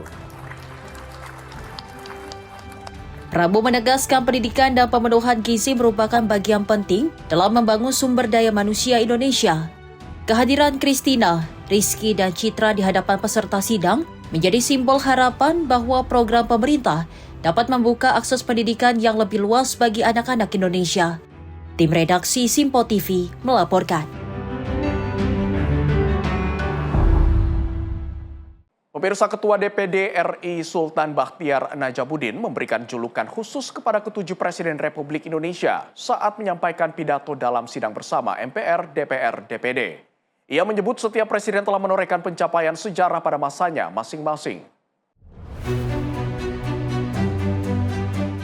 Ketua DPD RI Sultan Bakhtiar Najamuddin memberikan penghormatan khusus kepada para presiden terdahulu dalam sidang tahunan MPR dan sidang bersama DPR DPD tahun 2026 yang digelar pada Jumat 14 Agustus 2026. Menariknya, Sultan menyampaikan penghormatan tersebut dengan menyebut sejumlah capaian dan julukan yang melekat pada setiap presiden selama memimpin Indonesia. Sultan menyebut Presiden pertama RI Soekarno sebagai Bapak Proklamator, Presiden kedua RI Soeharto disebut sebagai Bapak Pembangunan, kemudian Presiden ketiga RI B.J. Habibie sebagai Bapak Teknologi, dan Presiden keempat RI Abdurrahman Wahid atau Gus Dur sebagai Bapak Pluralisme. Lalu Presiden kelima RI Megawati Soekarno Putri disebut sebagai Sri Kandi Konstitusi. Sementara Presiden ke-6 RI Susilo Bambang Yudhoyono disebut sebagai Bapak Perdamaian. Dan Presiden ke-7 RI Joko Widodo disebut sebagai Bapak Infrastruktur. Sultan menegaskan setiap pemimpin telah menasibkan peran sejarahnya masing-masing. Menurutnya ada satu benang merah yang selalu hadir, yakni daerah yang semakin kuat dan Indonesia yang semakin berdaulat. Izinkan kami menundukkan kepala dan hormat kepada para pemimpin bangsa terdahulu. Setiap Presiden Republik Indonesia adalah negarawan dengan capaian nyata pada masanya masing-masing. Presiden Soekarno, Bapak Proklamator. Presiden Soeharto, Bapak Pembangunan. Presiden Habibie, Bapak Teknologi. Presiden Abdurrahman Wahid, Bapak Pluralisme. Presiden Megawati Soekarno Putri, Sri Kandi Konstitusi. Presiden Susilo Bambang Yudhoyono, Bapak Perdamaian. Presiden Joko Widodo, Bapak Infrastruktur. Setiap pemimpin telah menasbihkan peran sejarahnya. Satu benang merah selalu hadir. Daerah yang semakin kuat, Indonesia yang semakin berdaulat. Tim redaksi Simpo TV melaporkan. Sementara itu, pemirsa, Ketua MPR RI Ahmad Muzani menutup pidatonya dalam sidang tahunan MPR RI dengan membacakan 3 pantun. Salah satu pantunnya berisi pesan kepada seluruh rakyat Indonesia agar menjaga persatuan dan tidak saling menghujat. Buah nangka, buah alpokat, manis rasanya bikin terpikat.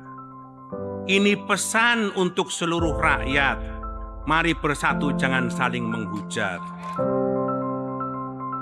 Ketua MPR RI Ahmad Muzani mengajak seluruh rakyat Indonesia menjaga persatuan dan tidak saling menghujat. Pesan tersebut disampaikan Muzani saat menutup sidang tahunan MPR RI 2026 di Kompleks Parlemen Jakarta pada Jumat 14 Agustus 2026.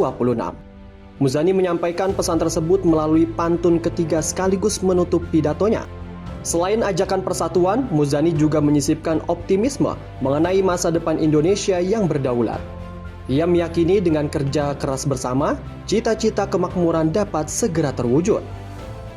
Tak lupa, Muzani memberikan apresiasi terhadap arah kebijakan Presiden Prabowo Subianto. Lewat bait pantun lainnya, ia memuji kepemimpinan Prabowo yang dinilai berpihak pada kepentingan rakyat kecil dan mampu membawa kemajuan bagi negara. Sebelum tutup, kami diizinkan untuk membaca 3 buah pantun.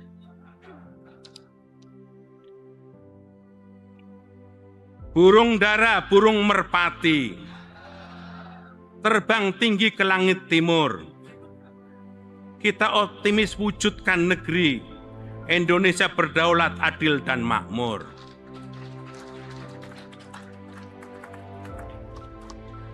Kuda Sumbawa, kuda terkuat, dibuat lomba dapat piala. Kebijakan presiden yang merakyat menjadikan Indonesia semakin nyala.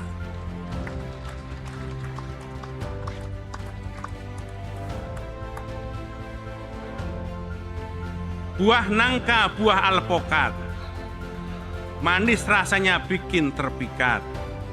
Ini pesan untuk seluruh rakyat, mari bersatu jangan saling menghujat. Tim redaksi Simpo TV melaporkan.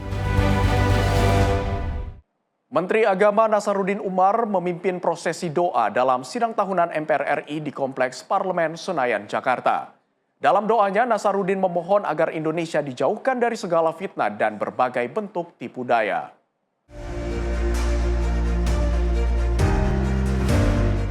Menteri Agama Nasaruddin Umar memimpin doa di pelaksanaan sidang tahunan MPR dan sidang bersama DPR DPD RI di Kompleks Parlemen Senayan, Jakarta pada Jumat 14 Agustus 2026.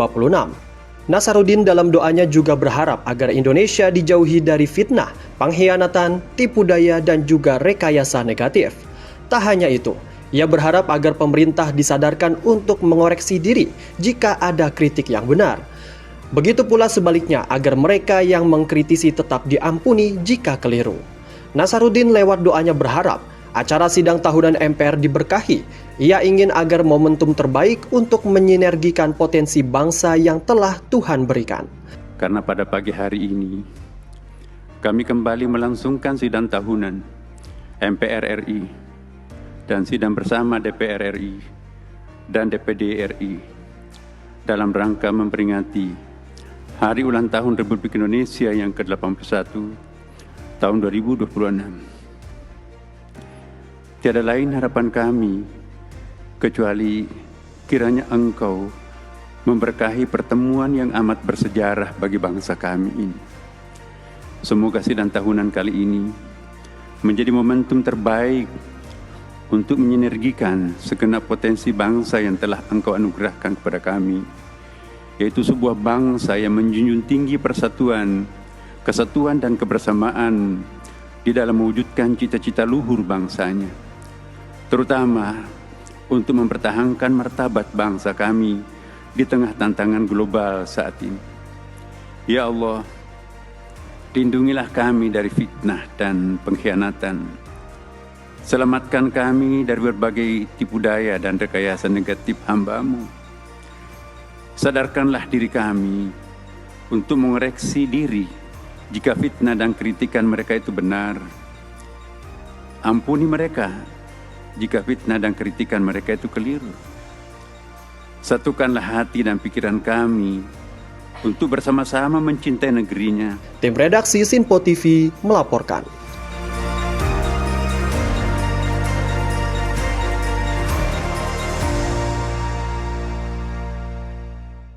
Pemirsa, menjelang HUT Republik Indonesia ke-81, para sekretaris jenderal partai politik koalisi berkumpul dalam agenda silaturahmi. Pertemuan tersebut menjadi momentum memperkuat komunikasi dan kebersamaan antar pimpinan partai. Menjelang peringatan HUT ke-81 kemerdekaan Republik Indonesia, Sekretaris Jenderal DPP Partai Gerindra Sugiono bersama para sekjen partai politik koalisi menggelar pertemuan dalam suasana makan malam yang akrab. Pertemuan tersebut menjadi ajang silaturahmi sekaligus memperkuat komunikasi antar pimpinan partai. Sugiono menyebut pertemuan redaksi Sinpo TV melaporkan menyaksikan perjalanan hampir 2 tahun pemerintahan Presiden Prabowo Subianto dan Wakil Presiden Gibran Raka Buming Raka. Ia menekankan pentingnya dukungan politik yang konstruktif sekaligus masukan dan pengawasan dalam mengawal pemerintahan. Diketahui sejumlah partai yang hadir antara lain Gerindra, Golkar, PKB, Demokrat, PAN, PKS, Nasdem, PSI, PBB, Gelora, Garuda, serta Partai Rakyat Adil Makmur. Sementara itu, Sekjen P3 menyampaikan permohonan maaf karena tidak dapat menghadiri pertemuan tersebut. Menurut Sugiono, momentum kemerdekaan harus diisi dengan memperkuat persatuan dan gotong royong. Ia berharap komunikasi antar partai tetap terjaga sehingga perbedaan politik dapat ditempatkan dalam bingkai kepentingan bangsa serta mendorong terciptanya kesejahteraan bagi masyarakat.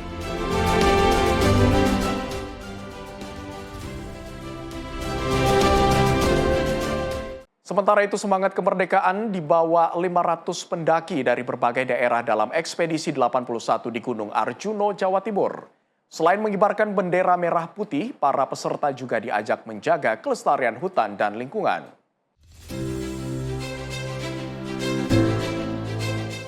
Gubernur Jawa Timur Hovifah Indar Parawansa memberangkatkan tim ekspedisi 81 pengibaran bendera merah putih di Gunung Arjuno dari Gedung Negara Grahadi, Surabaya pada Sabtu 15 Agustus. Sebanyak 500 pendaki dan pendukung mengikuti ekspedisi yang mengusung semangat merawat hutan, mencegah kebakaran, menjaga kehidupan, menguatkan Indonesia. Para peserta akan mengibarkan bendera merah putih di puncak Ogal Agil sekaligus membentangkan bendera sepanjang 81 meter. Pemberangkatan diawali dengan penyerahan bendera merah putih oleh Gubernur Hovifah kepada 9 perwakilan peserta dari berbagai unsur, mulai dari TNI Polri, pecinta alam, pramuka, pelajar, mahasiswa, relawan, media, hingga dunia usaha. Peserta ekspedisi tidak hanya berasal dari Jawa Timur, tetapi juga datang dari 16 provinsi di Indonesia. Selain pengibaran bendera, kegiatan diisi dengan penanaman pohon fikus dan cemara gunung, pemasangan papan imbauan pencegahan kebakaran, serta pembersihan jalur pendakian. Gunung Arjuno dengan ketinggian 3.339 meter di atas permukaan laut merupakan salah satu penyangga ekologi penting di Jawa Timur. Melalui ekspedisi ini, semangat kemerdekaan diharapkan tak hanya terwujud dalam pengibaran bendera, tetapi juga dalam upaya menjaga hutan dan lingkungan untuk generasi mendatang.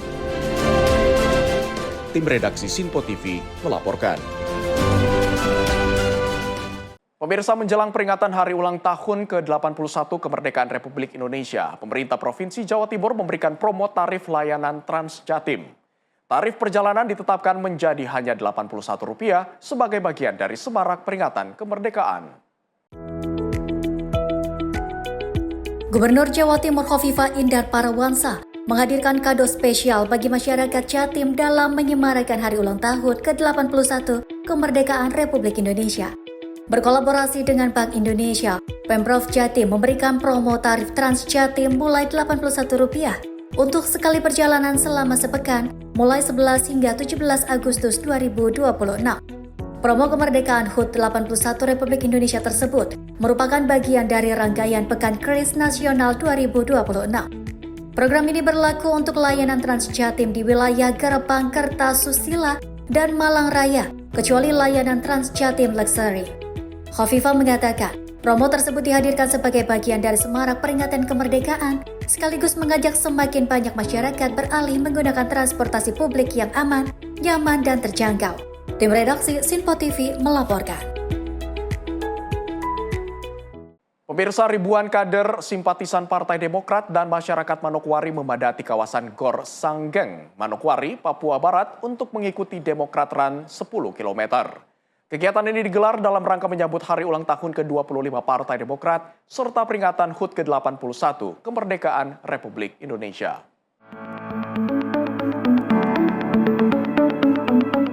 Suasana meriah mewarnai pelaksanaan Demokrat Run 10 km yang digelar di Gor Sanggeng, Manokwari pada hari Sabtu pagi. Ribuan peserta dari berbagai kalangan, mulai dari kader dan simpatisan Partai Demokrat hingga masyarakat umum, turut ambil bagian dalam ajang olahraga tersebut. Kegiatan yang diselenggarakan DPD Partai Demokrat Papua Barat ini menjadi salah satu rangkaian menyambut Hari Jadi Partai Demokrat ke-25 yang akan diperingati pada 9 September mendatang, sekaligus memeriahkan Hari Kemerdekaan Republik Indonesia ke-81. Kegiatan ini turut dihadiri Bupati Manokwari Hermus Indo, perwakilan pemerintah Provinsi Papua Barat, Ketua DPD Partai Demokrat Papua Barat Freddy Tie, serta jajaran pengurus Partai Demokrat di tingkat daerah. Panitia juga menyiapkan hadiah pembinaan dengan total puluhan juta rupiah bagi para pemenang, serta berbagai door prize untuk menambah semarak acara. Ketua DPD Partai Demokrat Papua Barat, Freddy Tie, menjelaskan Demokrat Run 10K menjadi wujud rasa syukur atas usia Partai Demokrat yang mencapai 25 tahun, sekaligus merayakan kemerdekaan Republik Indonesia ke-81. Menurutnya, kegiatan ini juga menjadi sarana silaturahmi antara kader partai dan masyarakat, sekaligus mendukung gagasan Ketua Umum Partai Demokrat Agus Harimurti Yudhoyono atau AHY dalam mendorong gaya hidup sehat melalui olahraga lari.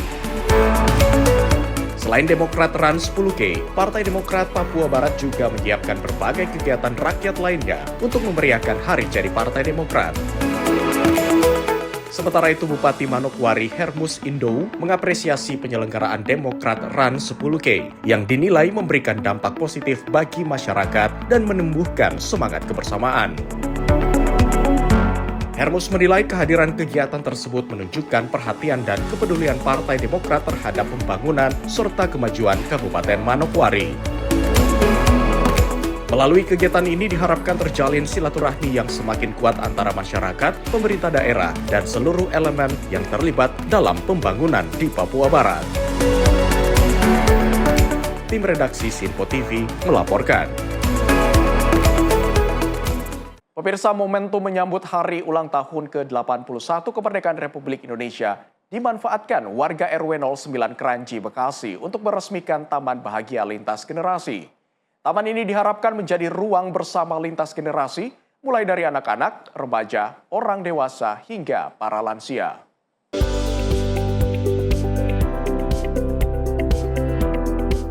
Di momentum Hari Kemerdekaan ke-81 Republik Indonesia, Taman Bahagia RW 09 Kranji resmi digunakan sebagai ruang publik warga yang terletak di kawasan RW 09 Duta Kranji, Bekasi Barat. Kehadiran taman ini berawal dari keprihatinan atas semakin berkurangnya interaksi masyarakat di tengah pesatnya perkembangan teknologi informasi. Taman Bahagia dirancang sebagai tempat warga untuk bertemu, berinteraksi, dan memperkuat kebersamaan. Tak hanya menjadi tempat bermain dan berkumpul, Taman Bahagia juga diarahkan menjadi ruang yang ramah bagi para lansia. Lingkungan ramah lansia juga merupakan investasi jangka panjang, sebab generasi produktif hari ini pada akhirnya akan memasuki usia lanjut. Semangat kemerdekaan dimaknai warga bukan hanya sebagai kebebasan sebagai sebuah bangsa, tetapi juga sebagai upaya menciptakan ruang hidup yang bermartabat, terhubung, aktif, dan membahagiakan bagi seluruh generasi. Kami membuat satu perspektif yang berbeda dari merayakan kemerdekaan Republik Indonesia yang ke-81 dengan cara merawat Indonesia masa depan gitu. Kenapa kami menyebutnya merawat Indonesia masa depan? Karena kami yakin bahwa perubahan-perubahan yang akan terjadi ke depan bagi bangsa Indonesia dan juga dunia secara global itu perlu kita sikapi dengan solusi-solusi yang tentu kita persiapkan dengan baik gitu. Nah, ini harapannya adalah melalui taman ini sebagai cikal bakal yang mungkin nanti akan berkembang taman-taman yang lebih besar, taman-taman yang lain yang bisa menginspirasi Indonesia. Salah satu warga mengaku menilai dengan adanya Taman Bahagia lintas generasi ini sangat bermanfaat, terutama bagi lansia yang saat ini sangat minimnya fasilitas untuk berolahraga. Sangat bermanfaat. Apalagi yang seusia saya kan perlu jalan jauh itu memakan waktu dan kurang efisien lah. Kalau di sini sangat efisien karena dari rumah hanya jarak berapa meter ke sini sudah bisa olahraga. Insya Allah sehat adanya. Dengan semangat kebersamaan dan gotong royong, warga RW 09 Kranji berharap Taman Bahagia dapat terus dirawat dan dimanfaatkan sebagai ruang publik lintas generasi. Taman Bahagia ini juga diharapkan bisa menjadi taman percontohan taman-taman lainnya di Indonesia. Tim Liputan Sinpo TV melaporkan. Pemirsa, usai jeda kami akan menghadirkan informasi internasional, termasuk salah satunya kebakaran hebat hanguskan puluhan rumah di Inggris. Jangan kemana-mana, tetaplah bersama kami di Menyapa Indonesia Pagi.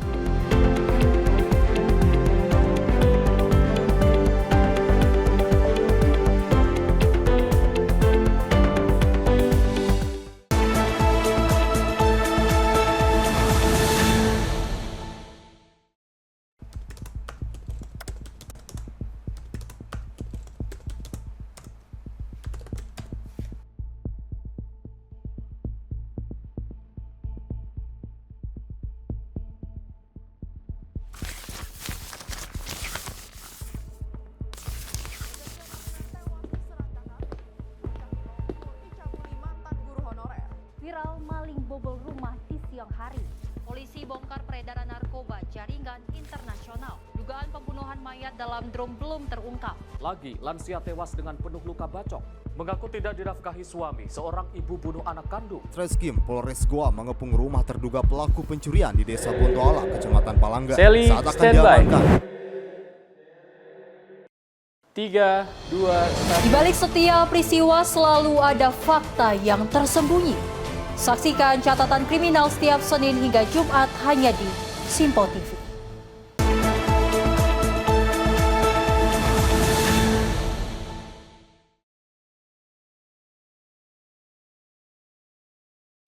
Pemirsa, Anda masih bersama kami dalam Menyapa Indonesia Pagi. Pemirsa, ratusan warga Palestina di jalur Gaza memadati kawasan pantai untuk mencari kesejukan di tengah cuaca panas ekstrim. Bagi banyak keluarga pengungsi, laut menjadi salah satu tempat terakhir untuk melepaskan penat dari kondisi tenda pengungsian yang pengap dan sesak.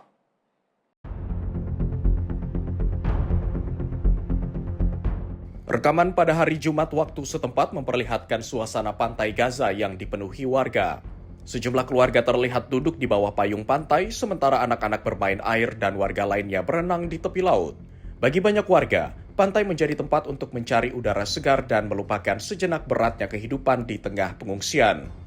Seorang warga menyebut suhu panas di dalam tenda sangat menyiksa. Menurutnya, tidak mudah bertahan di dalam tenda selama 5 menit tanpa merasakan panas yang menyengat. Warga lain mengatakan laut memberikan sedikit kelegaan meskipun mereka tetap menghadapi risiko pencemaran air dan ancaman serangan. Menurut warga setempat, kondisi yang berkepanjangan membuat banyak orang mengalami kelelahan mental dan tekanan psikologis yang berat. Sementara itu, Departemen Meteorologi Palestina memperkirakan suhu udara pada hari itu berada di atas rata-rata musiman.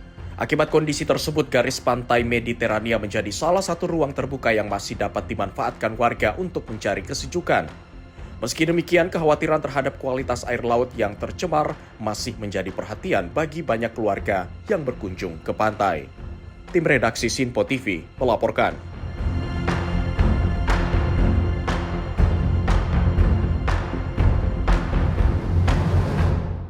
Pemirsa, kebakaran liar yang bergerak cepat melanda kota Stourbridge, wilayah West Midlands, Inggris. Akibatnya 19 rumah hangus terbakar dan belasan bangunan lain mengalami kerusakan. Warga yang kembali ke lokasi pun dihadapkan pada puncak kehancuran dan lahan yang hangus terbakar. Rekaman yang diambil pada 15 Agustus memperlihatkan asap tebal menyelimuti langit Stourbridge saat api melahap rumah-rumah warga dan vegetasi kering di sekitarnya. Sejumlah bagian taman dan lahan terbuka terlihat menghitam akibat terbakar. Sementara warga mulai kembali untuk melihat kondisi rumah dan lingkungan mereka yang terdampak. Seorang warga menyebut kebakaran tersebut menjadi peristiwa paling mengerikan yang pernah mereka alami. Meski tidak menimbulkan korban jiwa, kejadian ini meninggalkan trauma mendalam bagi banyak keluarga. Petugas pemadam kebakaran dan aparat kepolisian masih berjaga di lokasi untuk memantau titik panas serta memastikan keamanan bangunan yang terdampak. Dinas Pemadam Kebakaran West Midlands menyebut pada puncak kejadian, 23 unit mobil pemadam beserta puluhan personel diterjunkan untuk mengendalikan api. Pihak berwenang menyatakan kehilangan harta benda menjadi pukulan berat bagi warga. Namun mereka bersyukur tidak ada korban jiwa dalam insiden tersebut. Kebakaran dilaporkan bermula di dekat Stourbridge Golf Club pada Kamis sore. Saat itu suhu udara di Inggris mencapai 38,1 derajat Celcius. Dipicu kondisi cuaca yang sangat panas dan kering, api menyebar cepat melalui lebih dari 500 area lahan sebelum menjangkau kawasan permukiman. Ratusan warga terpaksa dievakuasi demi keselamatan. Pemerintah daerah juga membuka tempat penampungan sementara serta menggalang bantuan bagi keluarga yang terdampak. Hingga kini penyelidik kebakaran dan kepolisian masih menelusuri penyebab pasti kebakaran yang menjadi salah satu insiden kebakaran liar terbesar di wilayah tersebut. Tim redaksi Sinpo TV melaporkan. Pemirsa, akses jalan di sekitar sebuah rumah warga Palestina di Kusra, Selatan Nablus, kini terhalang batu yang diduga diletakkan sejumlah pemukim Israel. Aksi tersebut terekam kamera pengawas pada Rabu 12 Agustus 2026.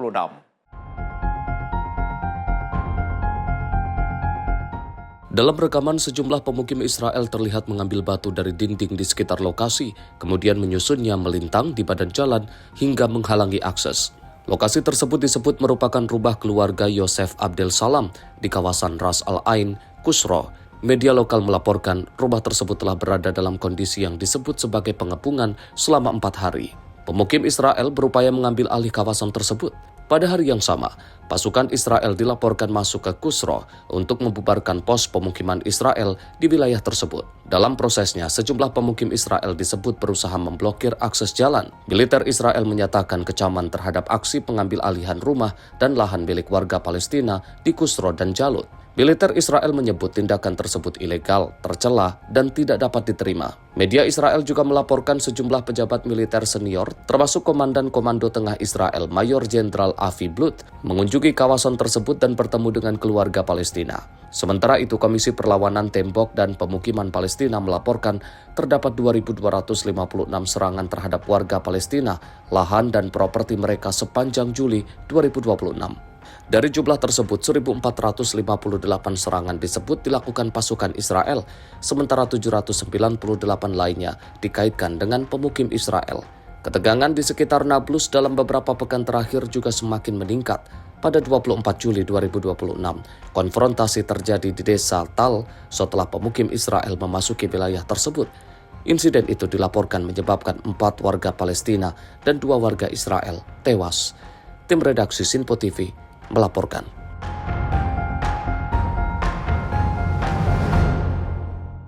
Pemirsa, ratusan perempuan berkumpul di sebuah kuil di Tamil Nadu, India Selatan untuk mengikuti ritual yang diwariskan secara turun-temurun, yakni ritual untuk mendapatkan keturunan.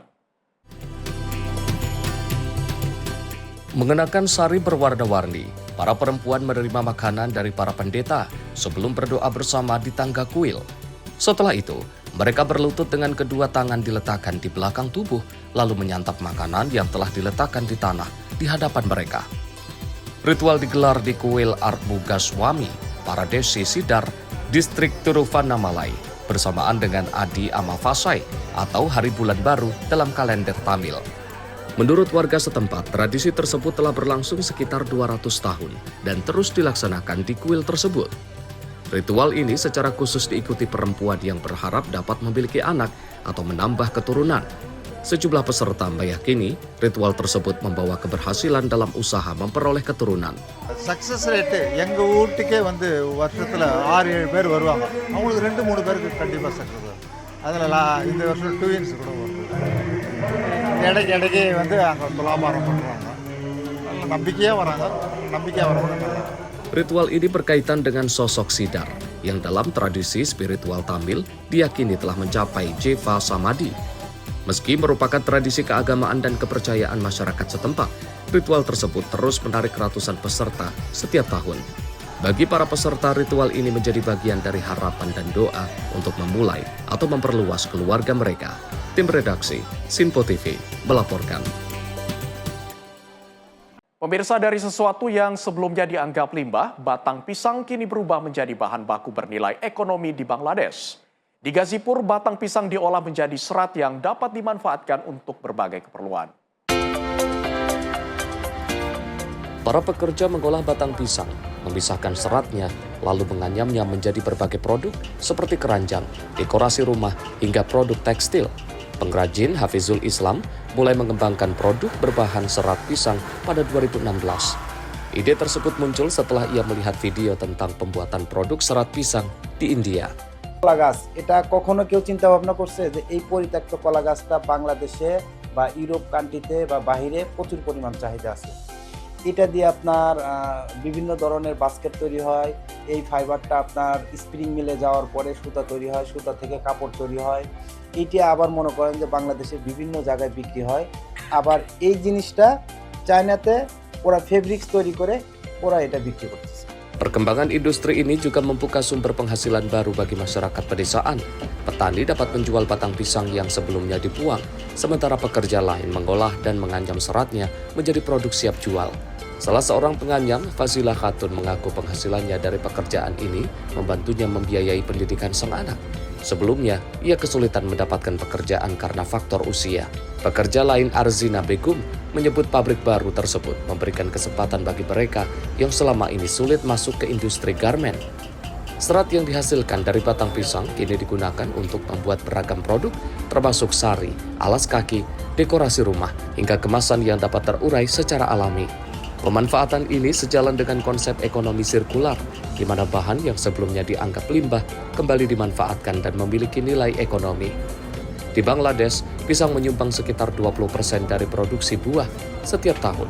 Diperkirakan terdapat sekitar 3,78 juta ton biomasa batang pisang yang dihasilkan. Melalui pengolahan serat limbah dalam jumlah besar tersebut, kini berpeluang menjadi sumber pendapatan baru sekaligus bahan baku alternatif yang lebih ramah lingkungan. Tim redaksi Sinpo TV melaporkan. Sebuah pesawat maskapai Iberia terbang hingga ketinggian sekitar 33.000 kaki untuk membawa ilmuwan dan astronom ke lokasi terbaik untuk menyaksikan gerhana matahari total di atas Spanyol. Penerbangan khusus ini memberikan pandangan langsung terhadap fenomena langit langka tersebut dari atas lapisan awan. Penerbangan khusus dengan nomor IB1473 berangkat dari Bandara Madrid Barajas menggunakan pesawat Airbus A321XLR. Dari ketinggian, matahari terlihat di atas horizon sebelum perlahan tertutupi bulan. Saat fase totalitas, cakram gelap bulan sepenuhnya menutupi matahari, menyisakan korona matahari yang terlihat mengelilinginya. Penerbangan ini diselenggarakan bersama para peneliti dari proyek Celios dan khusus ditujukan untuk kegiatan pengamatan. Penerbangan tersebut tidak dibuka untuk pemesanan penumpang umum. Gerhana matahari total pada 12 Agustus melintasi Greenland dan Islandia sebelum mencapai Spanyol pada sore hari. Jalur totalitas melintasi sejumlah wilayah di bagian utara Spanyol, kemudian berlanjut ke kawasan Mediterania dan Kepulauan Balearik. Sekitar 15 juta orang diperkirakan menyaksikan fenomena langka ini dari darat, diantaranya di Leon, Valladolid, dan Palma de Mallorca. Gerhana matahari total terjadi ketika bulan berada tepat di antara bumi dan matahari. sehingga menutupi seluruh cahaya matahari bagi wilayah yang berada di jalur totalitas. Bagi Spanyol, fenomena ini menjadi peristiwa istimewa karena gerhana matahari total terakhir yang terlihat dari daratan utama negara itu terjadi pada 1905. Tim redaksi Sinpo TV melaporkan. Pemirsa, warga Seoul, Korea Selatan menemukan cara unik untuk menyegarkan diri di tengah gelombang panas musim panas. Sebuah kafe di Yeonnam-dong menyajikan minuman dalam gelas yang sepenuhnya terbuat dari es untuk menghadirkan sensasi dingin bagi para pengunjung. Pemilik Ice Art Cafe, Kim Gwang-sung, mengukir gelas es secara langsung dengan tangan. Gelas yang telah selesai dibuat kemudian digunakan para pengunjung untuk menikmati minuman.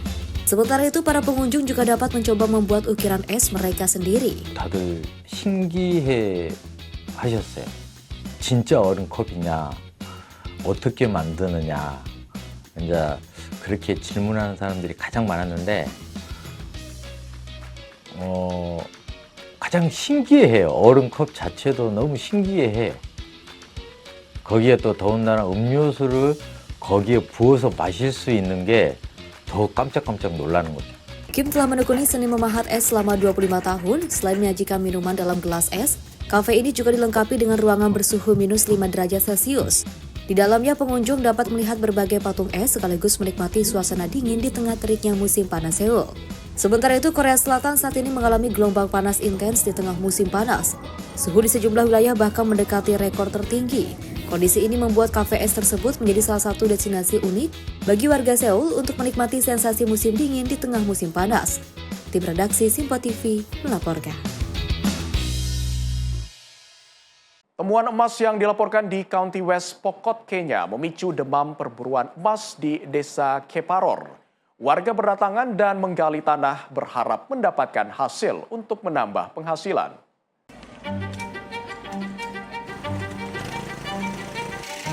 Warga terlihat menggali lubang, memecah batu, dan menyaring material dari tanah serta lumpur.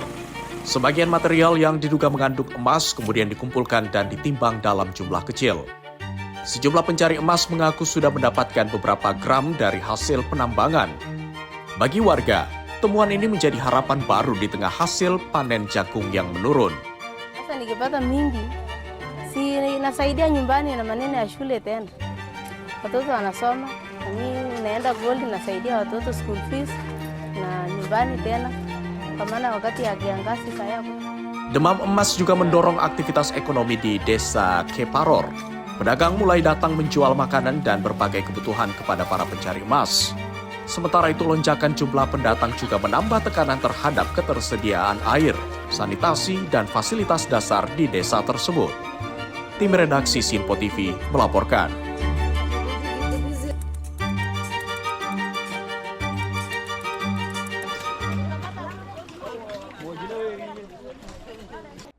Pemirsa, informasi tadi sekaligus mengakhiri jumpa kita dalam Menyapa Indonesia Pagi, edisi spesial HUT Kemerdekaan Republik Indonesia ke-81 tahun hari ini.